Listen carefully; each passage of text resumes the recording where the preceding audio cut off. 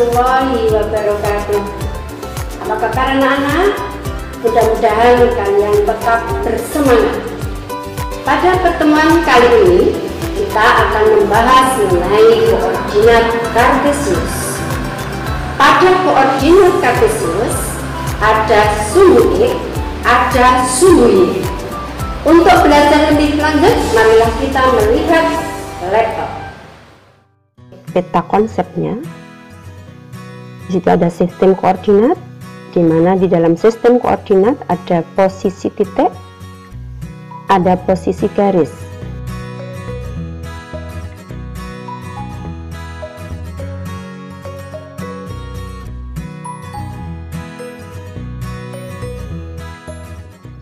Pada pertemuan kali ini kita akan mempelajari bagian sistem koordinat yang pertama, yaitu posisi titik. Titik yang dimaksud dalam koordinat kartesius di sini adalah pasangan antara X dan Y. Sekali lagi anak-anak, saya tekankan bahwa titik adalah pasangan antara X dan Y, di mana X ini adalah sebagai abses, Y-nya adalah sebagai ordinat. Pasangan abses dan ordinat dinamakan dengan koordinat. Sumbu X ini adalah sumbu yang horizontal atau mendatar, sedangkan sumbu Y adalah sumbu yang vertikal atau tegak. Sumbu X terbagi menjadi dua, ada sumbu X positif, ada sumbu X negatif, di mana sumbu X positif adalah dimulai dari titik asal bergerak ke kanan, sedangkan untuk sumbu X negatif adalah dari titik asal bergerak ke kiri. Sama hanya dengan sumbu X, maka sumbu Y pun juga demikian, terbagi menjadi dua, ada Y positif, ada Y negatif. Y positif bergerak dari titik asal ke atas, sedangkan Y negatif adalah dari titik asal bergerak ke bawah. Kita mulai dari yang pertama, posisi titik terhadap sumbu X dan sumbu Y.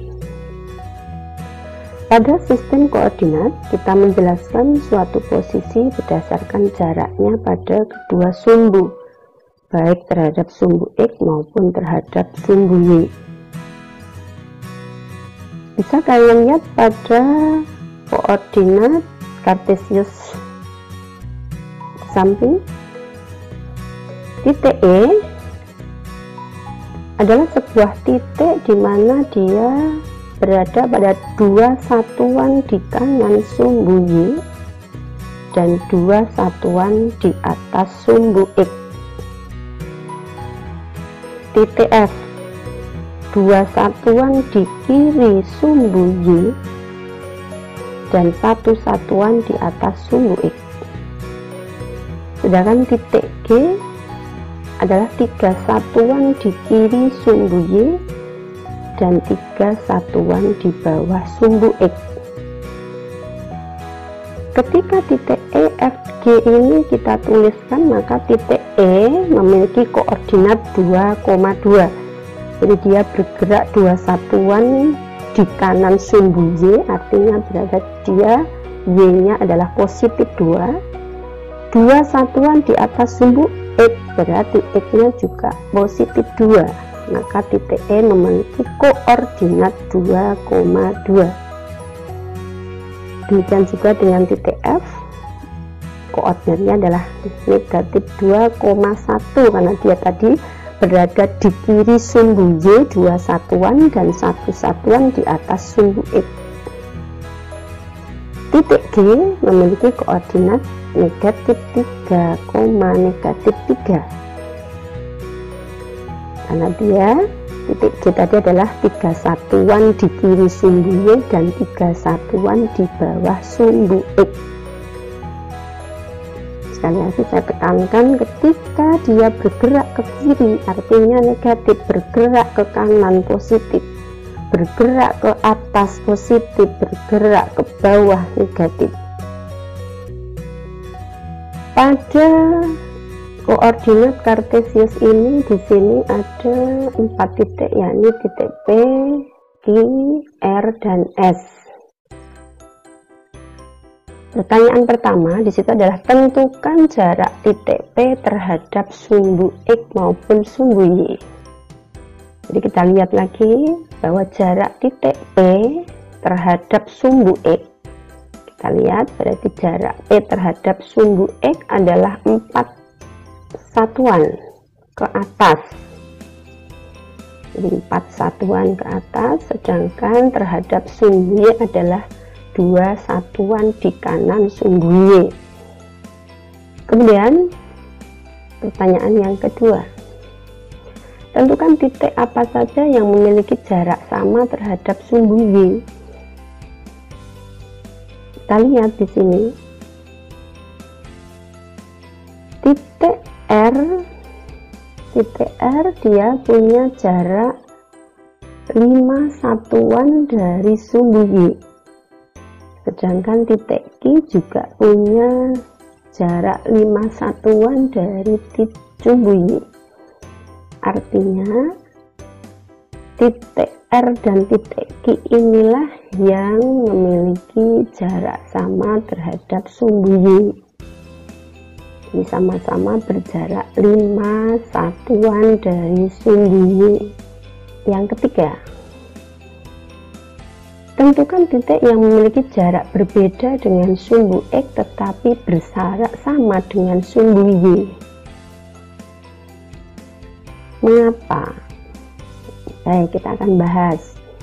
Titik Q dan R tadi adalah berjarak sama. Jadi yang berjarak sama terhadap sumbu Y adalah titik Q dan titik R. Titik Q dan titik R ini kalau kita bandingkan dengan sumbu Y, dia berjarak 3 satuan terhadap sumbu X, sedangkan titik Q berjarak 5 satuan dari sumbu X. Artinya kalau titik Q dan R itu tadi kita bandingkan dengan sumbu Y, ternyata dia berjarak sama.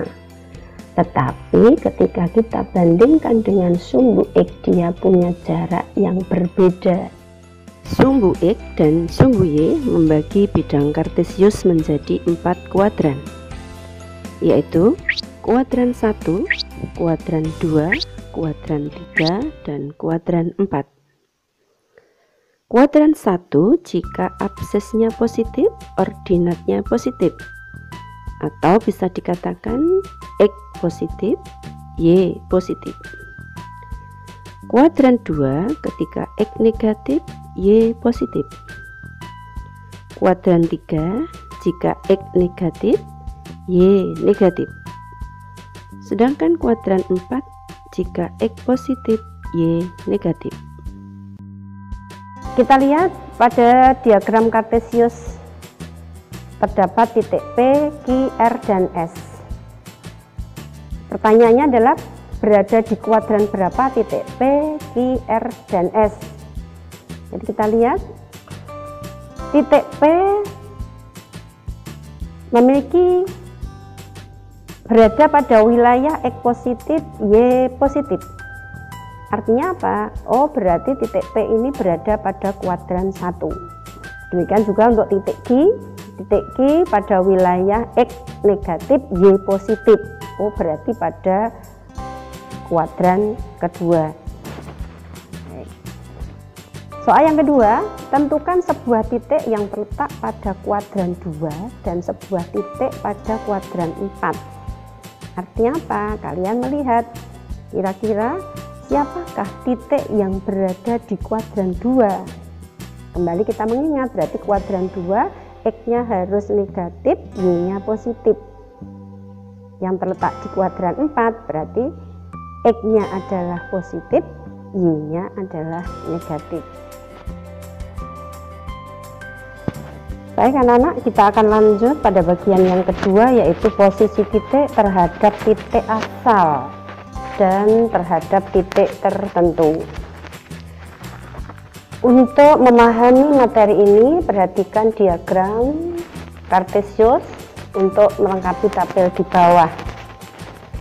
Satu contoh di situ kita akan menentukan posisi titik A terhadap titik asal.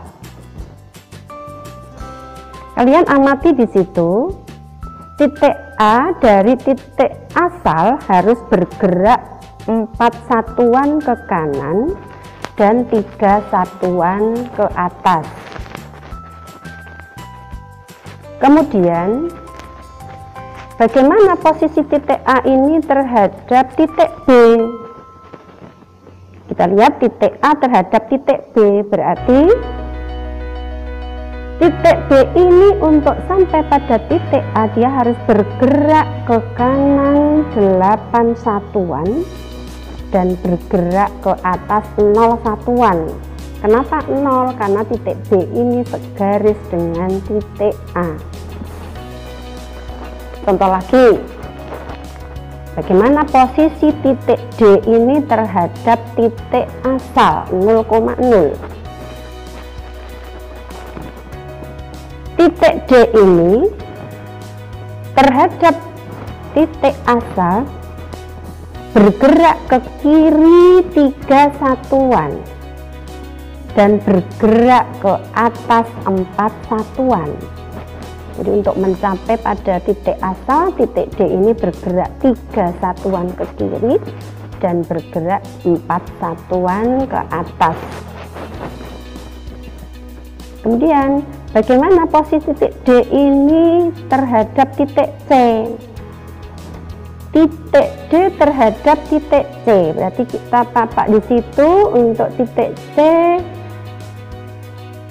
Posisi titik C terhadap titik D dia bergerak ke kanan adalah 6 satuan dan bergerak ke atas 0 satuan. Sama hanya dengan tadi, kenapa kok 0 satuan? Karena titik D ini terletak segaris dengan titik C. Demikianlah anak-anak pertemuan kita hari ini. Semoga kalian bisa menentukan posisi titik atau garis terhadap sumbu X maupun sumbu Y. Jangan lupa ketik subscribe untuk bisa kita bertemu pada episode berikutnya. Wassalamualaikum warahmatullahi wabarakatuh.